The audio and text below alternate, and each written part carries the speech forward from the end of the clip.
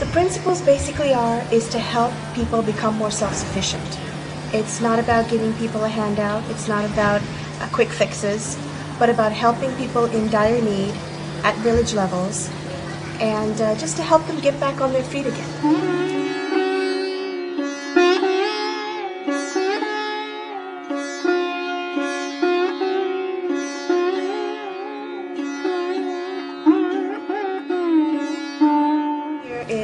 We're here specifically to help the victims of the tsunami, which occurred almost 3 months ago. And we want to focus on helping the fishing industry because they were one of the hardest hit industries. And as such, it's to incorporate the use of the local fishermen with their help to help provide them the boats they need, or maybe even housing that is desperately needed among the fishermen. So it's the whole idea is to help at the village level, so that the use of the locals can be, coordinated with their help as well.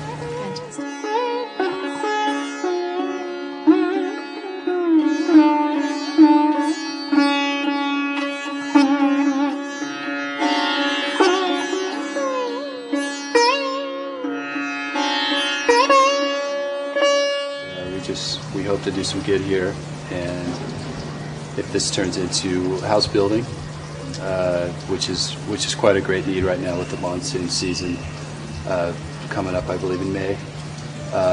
We hope to build some homes for some fishing families and give them a shelter so they can start their lives again.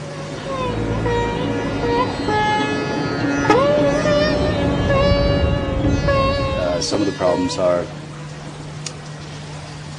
differences in statistics, differences in stories from government officials to village level fishermen that have stories that don't quite match up with statistics. So we're sorting through various things and trying to get to the bottom of it.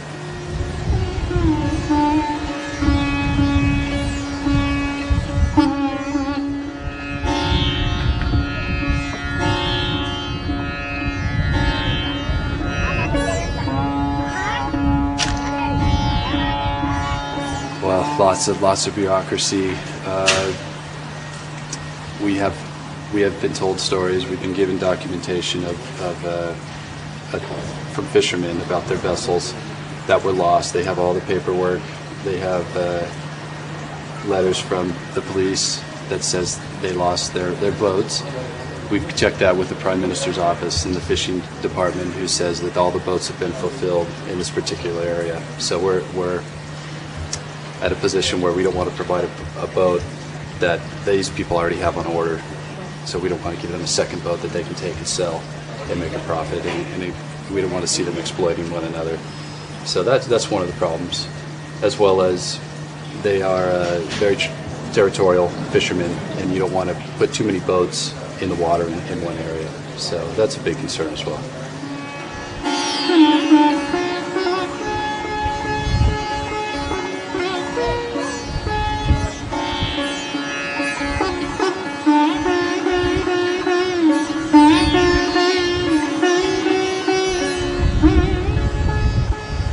A lot of the donations we've received are from our private donations, from friends, family, people who just wanted to be involved and help out. Afghanistan Relief Organization, a nonprofit group that I've been personally involved with in the United States, has been an integral part as well. They've donated a significant amount of money towards this project, helped us in the immediate aftermath of the tsunami, collected goods for us, and in order to aid some of the children here. So that's one avenue. And also just various private donors who just wanted to help out on a more personal level.